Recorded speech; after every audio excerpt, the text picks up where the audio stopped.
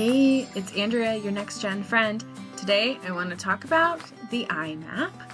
So that is not common language. That's because it's a multi-construct personality assessment made by my company, the Transition Strategist. But let's just pause and talk about assessments in general. Why, as next gens and family businesses and successful families, we would even care about a personality assessment like this. So I remember the first time I did the StrengthsFinder assessment a long time ago, and it was this moment of like, wow, I really see myself inside of this. And there are so many others. There's DISC, there's Enneagram, pick and choose your favorite. But if you've never done one like this, I highly recommend that you do it because it helps you understand yourself. What's cool about the IMAP specifically is we want to look at yourself, but also your family, the others working in the business, so that you can really have conversations about, hey, this is why I show up in the business this way, or this is why I show up in the business this way.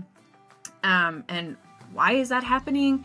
How could we work better together? Those are all things that you can start to dig into when you do the IMAP. So again, personality assessment, the main thing that makes this one different is really it's about how you're wired. So motivation, temperament, influence style, and work values.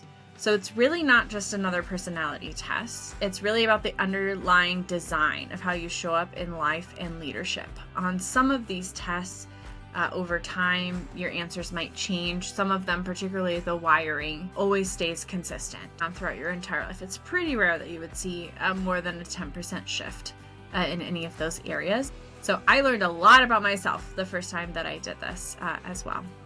So the 4 lenses inside the IMAP would be the motivated role, your temperament, the impact style, and work values. And so it's going to put all of these together into one.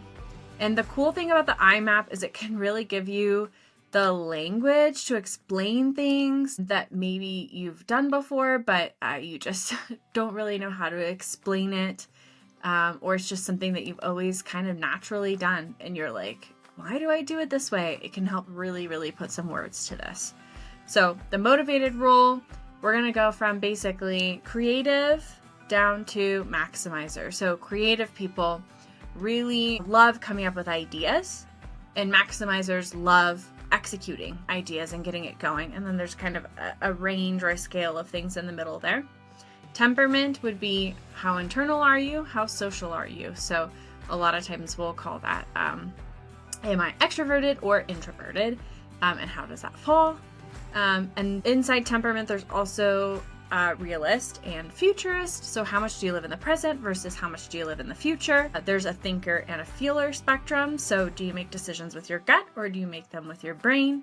And are you an adapter or a planner? So do you like to come up with a plan in advance, or can you be really flexible and change things up as they come? And then we can go into the impact style, which is the way you like to influence other people. So director, persuader, cooperator, and analyst. So there's some really cool things in here. We don't have time today to go into a deep dive, but I'll talk a little bit about why this was so impactful for me in the context of the business transition. So my favorite part is the wiring. The first time I did this, I had just met Elizabeth. She said, hey, will you take this assessment? And I was like, sure, I like assessments. And what I discovered was I'm a refiner. I honestly thought, and I think Elizabeth thought too, that I was going to be more on that creative end of the spectrum, and refiner is a little bit closer to that maximizer at the end. And the cool thing about refiners, at least to me, because I am one, is you can take lots of ideas and you love kind of repackaging them and making them work a little bit better.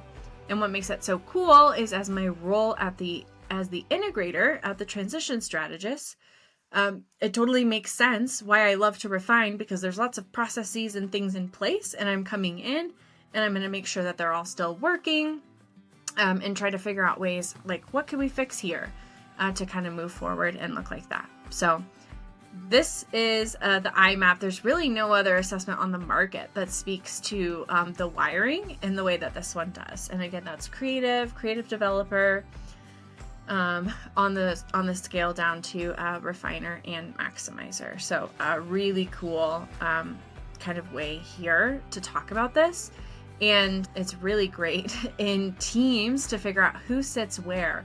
Are they in the right role? EOS talks a lot about right people, right seats. The IMAP can really help when you think about a high-performing team and making sure that everyone is happy and in a role. Why do they communicate that way? What are the types of things they want to do? And the cool thing about an IMAP is any category where you have any ranking, like you need that to show up in your day. So just because you have a lot of maximizer, if you have a little bit of creative, you need that in your role. So I think about my husband. He's a lot of maximizer inside his role at work. He's a software engineer, so he's doing lots of tasks. He's making the code better, but he also has this creative line. And so if he's not getting that creative line at his job, he needs to fulfill it somewhere else. So he made our wedding rings. He loves doing jewelry. He does projects around the house. So he's getting a lot of his creative fulfilled at home in other ways. So it's really just making sure that you're a whole person, whether it's inside the business or outside of the business. So we use the IMAP at the beginning of every single one of our client engagements. A family comes in. We want to see where everyone stands, learn about the people. It helps us know you a little bit better, and it helps you know yourself, most importantly, and it also helps you know your family.